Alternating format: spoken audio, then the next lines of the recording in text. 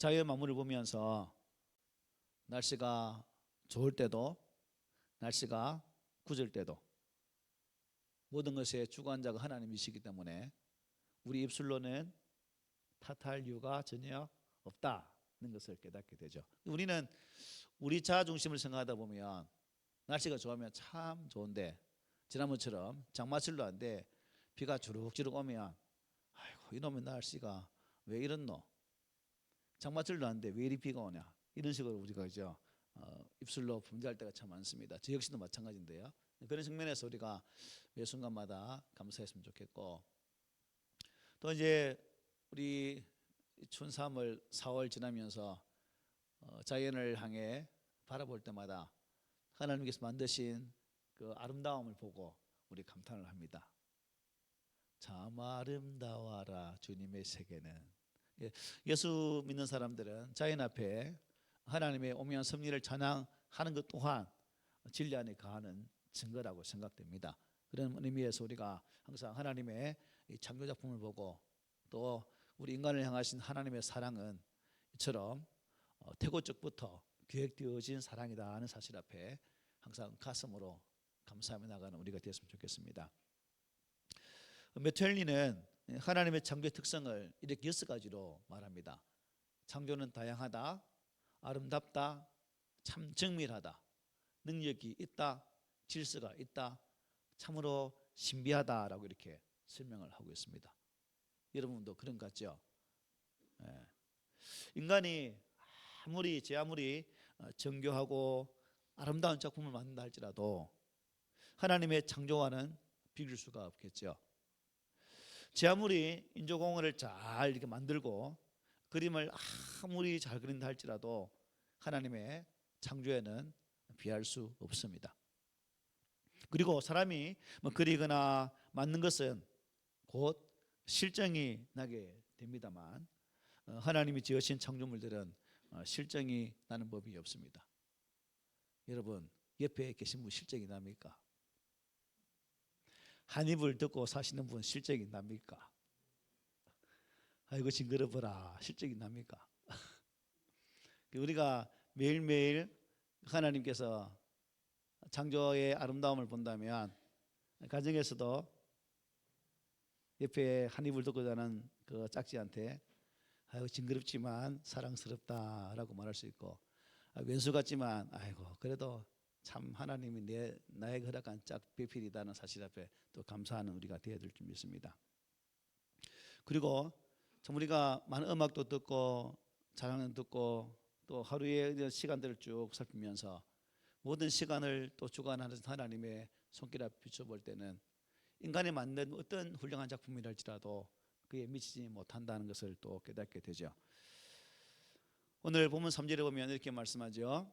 하나님이 이르시되 빛이 있으라 하시니 빛이 있었다 말씀합니다. 빛이 있으라 하니 빛이 있었다.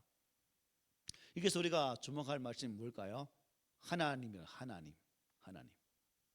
이 말은 천지 창조 사역을 묘사하고 있는 이 1장에서 무려 30번 이상이나 거듭돼서 반복되는 이름이기도 합니다. 그렇다면 이 사실은 무엇을 의미할까? 바로 하나님께서 천지 창조 사역에 뭐가 된다? 주체가 되신다는 사실을 우리에게 증거해요. 그렇습니다. 이 우주 만물은 태초에 영원 전부터 홀로 계신 하나님에 의해서 그분의 기쁘신 뜻에 따라 창조되었습니다. 그러므로 천지 창조는 철저하게 하나님의 주권적인 사역이었다라고 볼 수 있는 거죠. 그러므로 우리가 이 사실, 하나님은 천지 창조의 주권자이다는 이 사실은 하나님께서 창조 사역을 행하실 때에 당신이 창조하신 창조물에 대해서 친히 그 이름을 부여하신 사실을 통해서도 분명히 드러나죠. 우리가 계속 보겠지만 부르시니라 5절 8절에도 10절에도 말씀하죠. 그래서 어떤 이름을 어떤 사물에 대해서 그 이름을 부여하는 행위로서 그 사물에 대해 주권과 소유권을 주장하는 모습이 바로 당신이 친히 부르시니까 되었다라고 말씀합니다. 모든 것이 하나님의 창조의 손길에 의해서 만들어졌다는 사실을 보게 되죠.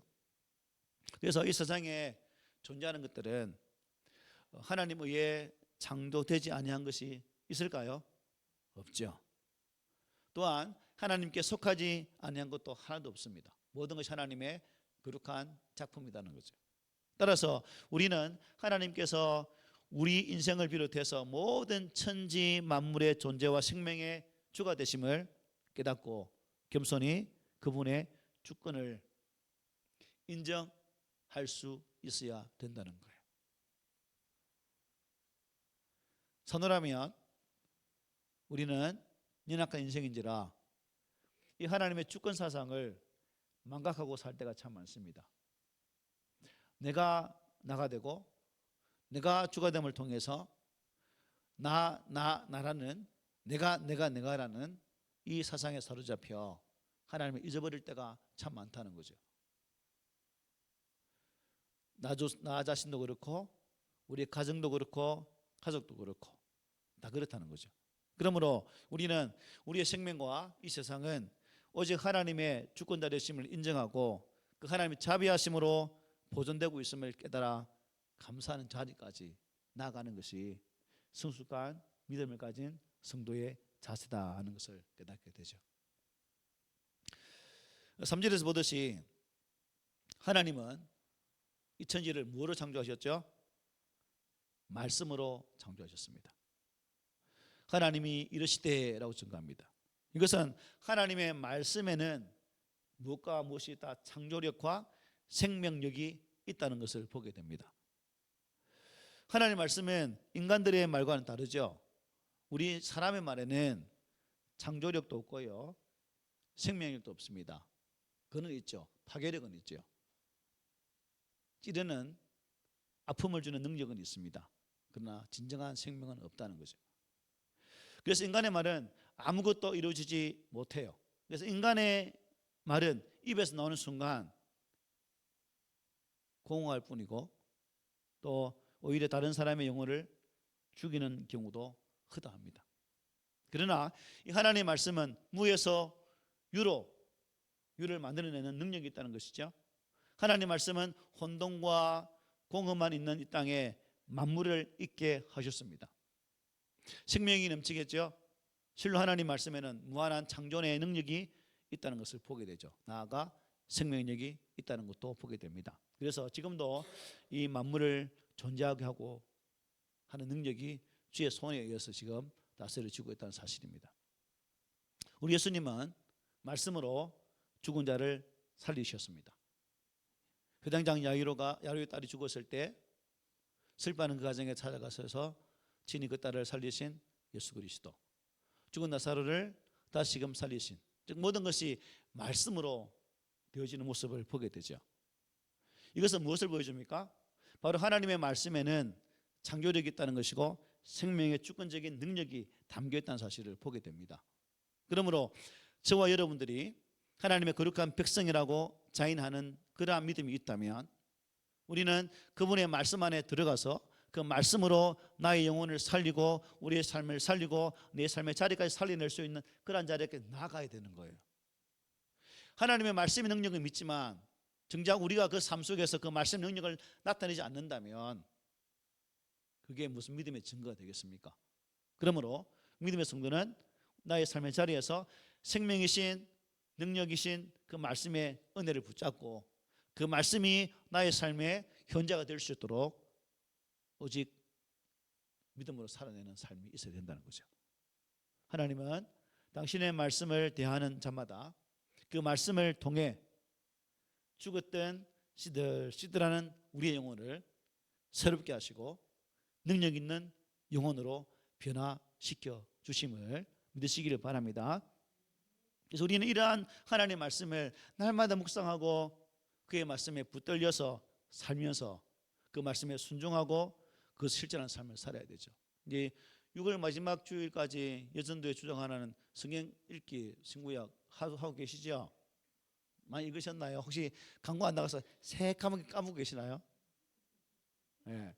그것도 하나의 말씀 묵상하는 강제적이지만 그것도 좋은 수단이니까 매일매일 읽으면서 우리가 그 하나님의 말씀 속에서 오묘함을 깨닫는, 그리고 그 말씀이 내 삶의 힘이라는 사실과 그 말씀이 내 영혼을 살리는 에너지가 된다는 사실을 우리가 말씀 속에서 발견하기를 소망합니다. 그리고 우리 3절에 보면 무엇이 있으라 하시 뭐가 있었다고요? 네, 빛이 있으라니 빛이 있었다고 말씀하고 있습니다. 하나님은 이것은 꼭 하나님 말씀은 반드시 뭐가 된다는 거예요? 성취된다는 것을 보여줘요. 말씀은 성취된다. 여러분 기록되어진 66권의 성경 말씀이 그냥 우리가 기록 우리 일기장이나 소설처럼 그런 문자로만 남는 그러한 책이라면 이게 무슨 가치가 있겠습니까? 그러나 기록된 이 말씀은 능력이 있는 것이고 성령의 언어로 말미암아 기록되어진 말씀이기 때문에 비록 활자로 기록된 말씀이지만 성령에 의해서 이 책을 보는 자마다 이 말씀 보는 자마다 이 말씀 안에서 하나님을 만나게 되어지는 것이고 그 만남을 통해서 내 영이 새롭게 창조되는 거죠. 이 은혜가 우리 믿는 사람들에게 있다는 사실입니다. 그래서 말씀을 희미하게 믿는 우리가 되지 말고 하나님은 반드시 이 말씀을 이루시는 분이시고 지금도 하나님은 이 말씀을 이루시기 위해서 성령으로 강력하게 역사하고 계시고 일하고 있다는 사실을 우리가 믿어보는 나갔으면 합니다. 7절에 보면 쭉 부르시게 해야 되기 때문에 7절에 보면 이렇게 말씀합니다. 하나님이 궁창을 만드사 궁창 아래 물과 궁창 위에 물을 나누게 하시니 하나님이 하시니 그대로 되니라 그런 말씀이에요.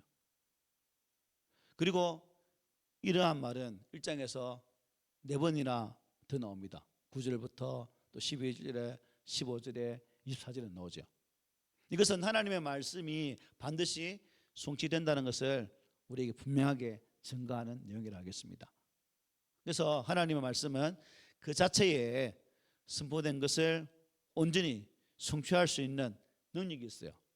그래서 이사야는 이렇게 말했습니다. 우리 함께 읽어볼까요? 시작. 내 입에서 나가는 말도 이와 같이 헛되이 내게로 돌아오지 아니하고 나의 기뻐하는 뜻을 이루며 내가 보낸 일에 형통함이니라고 말씀하셨어요. 그리고 주님께서도 이렇게 말씀하셨습니다. 진실로 너희에게 이르노니 천지가 없어지기 전에는 율법의 1.1획도 결코 없어지지 아니하고 다 이루리라 하고 말씀하셨어요. 실제로 성경을 살펴보면 선포된 하나님의 이 말씀 가운데 성취되지 아니한 것은 있을까 없을까요? 이제 재림 사건만 다 남겨두고 있습니다. 재림 사건만. 하나님의 날에 하나님의 시간에 이 아름다운 은혜로운 재림 역사가 이루어질 것이고 그 재림 날에 우리는 거룩한 하나님 나라에서 영원토록 주님과 함께 평강의 삶을 살게 됩니다. 이 소망이 있습니까? 어제 유튜브를 봤는데 88세에 치매에 걸린 사람이에요. 그래서 그분 동영상을 보고 저희 모친한테 전화했습니다. 혹시 우리 엄마도 이렇게 기억하면 참 좋겠다 싶어서 우리 엄마는 전혀 모르더라고. 그분이 딸이 묻습니다. 엄마, 딸 이름이 뭐야? 몰라. 아들 이름이 몰라. 집 주소 뭐야? 몰라. 마지막으로 묻는 거 아십니까? 엄마, 그러면 예수님이 누굴까? 물었어요. 몰라 했을까요? 몰라 했으면 제가 이 시간에 이 말을 안 하지. 예. 그분은 나의 구원이 되시고 그 예수님을 나는 지금도 사랑한다 라고 말씀하시더라고요. 다른 건 다 있어먹는데 그분의 머릿속에는 구원자 예수, 나를 살리신 예수, 내가 그분을 사랑한다는 그 고백이 그 치매에 걸린 할머니 입속에서 나오더라고요. 그래서 물에 빠져도 지푸라기만 잡아서 살죠. 예수 믿는 사람은 다른 건 다 잊어버려도 뭐만 잡아라고? 예수만 잡으세요. 그래서 제가 항상 할 때 다른 건 다 잊어버리더니 예수님이 나의 구원자이시다는 그 사실만을 꼭 기억하고 우리가 삽시다라고 말하는 강조하는 이유가 바로 여기 있는 거예요. 그래서 이 말씀은 지금도 우리의 생각과 우리의 모든 삶을 주관하시고 말씀이 되도록 우리의 삶을 이끄신다는 사실 앞에 감사하고 기록되어 있는 말씀은 반드시 이루어진다는 이 확신 가운데 살아가는 우리 모두가 되셨으면 합니다. 사절에 뭐라 말합니까? 사절에 보면 빛이 하나님이 보시기에 좋았더라. 하나님이 빛과 어둠을 나누사라고 말합니다. 즉 하나님은 빛과 어둠에 어떤 뭐가 있다는 거죠? 빛, 어둠, 경계가 있다는 사실을 말씀해요. 6절, 7절에 보면 하나님은 물을 나누시고 그 사이에 궁창을 두심으로 궁창 위의 물과 궁창 아래 물을 나누었습니다. 나누었다는 경계가 있게 하셨다는 거죠. 또 9절, 10절에 보면 하나님은 궁창 아래의 물을 한 곳에 모이게 하심으로 바다와 육지를 구별하시고 경계를 두시는 모습을 보게 됩니다. 그리고 14절에 보면 하나님은 궁창에 광명을 두어서 주야를 나뉘게 하셨고 27절에는 인간을 창조하시되 각각 남자와 여자로 창조하심으로 그 사이에 경계가 있게 하셨습니다. 하나님의 모든 창조 작품에는 분명한 구별이 있다는 것을 보게 돼요. 이처럼 하나님께서는 세상 모든 일에 경계가 있게 하셨는데 그런 의미에서 남녀의 성구분을 없애는 유니섹스나 남자와 남자, 여자가 여자로 더불어 사랑을 나누는 동성연애 등은 하나님의 창조 원리에 역행하는 아주 가증스러운 죄악 중에 큰 죄악이라는 것입니다. 참으로 우리는 하나님이 정하신 경계 밖으로는 어떻게 해요? 나가지 말아야 되죠. 말씀의 경계선 안에서 말씀 밖으로 나가지 아니하는 그 삶을 살아가야 되는 거예요. 한국 교회를 바라보면 이 선도 무너지려고 하고 있고 이 선을 이미 넘어가서 잘못된 길로 가는 교회도 엄청 수두룩 빽빽합니다. 그러므로 바른 교회를 세워가는 것, 말씀 위에 교회를 세워간다는 것, 이건 너무나 중요하고 목회자 한 사람만의 책임이 아니라 바로 여러분들과 함께 이 말씀 안에서 이것을 만들어 가야 되는 거예요. 경계를 주신 이유, 구별을 주신 이유는 하나님께서 우리 믿음의 사람들에게 분명한 하나님의 거룩한 길을 걷도록 하기 위한 은혜였다는 거예요.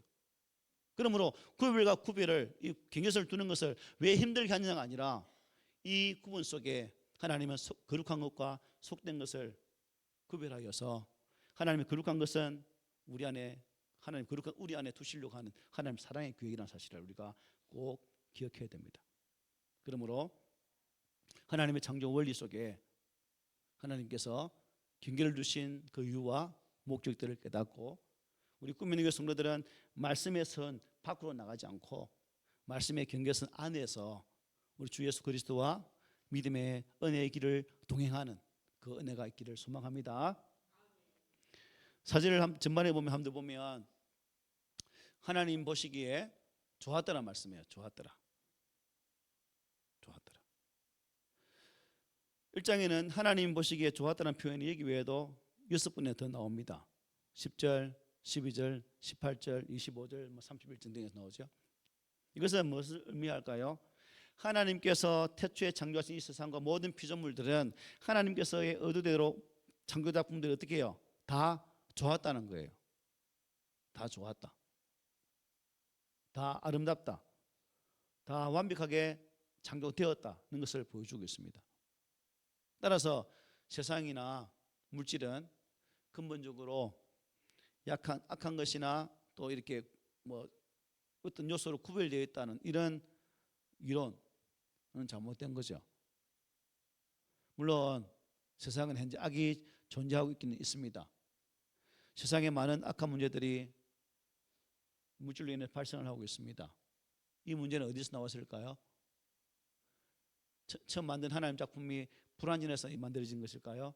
아니죠. 죄라는 것이 이 땅에 들어왔기 때문입니다. 불순종, 이 죄라는 것이 이 땅에 들어왔고 이 죄가 우리 사람을 주장하고 죄의 끌림을 받는 우리가 되었기 때문에 이 세상이 악한 세상이 되었고 또 하나님 주신 물질들이 우리를 통해서 선하게 관리되어지고 잘 다스리게 되지만 우리 인간들이 주어진 것들을 제일 관리하지 못하고 그걸 악하게 사용하기 때문에 물질이 우리 삶 가운데 고통이 되고 있는 시대에 우리가 살아가고 있는 거예요.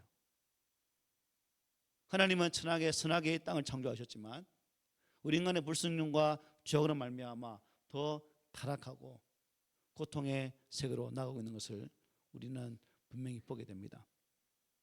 그래서 우리는 자연을 대할 때마다 하나님께서 지으신 것은 다 선하게 창조되었다는 사실 앞에 감사하고, 나에게 주어진 이 땅을 향한 하나님의 거룩한 사명들 앞에서 나는 하나님이 인간 창조하였을 때 인간에게 부여하신 그 다스림과 창조 잘 관리하는 그런 것들을 잘 감당하고 있는가를 살피면서 자연 속에서 휴지라도 하나 줍고 관리하는 그런 모습도 우리가 감내해낼 이 땅에서의 조그만 사역이지만 그 또한 거룩한 하나님의 작품을 만들어가는 하나의 일이라고 생각됩니다.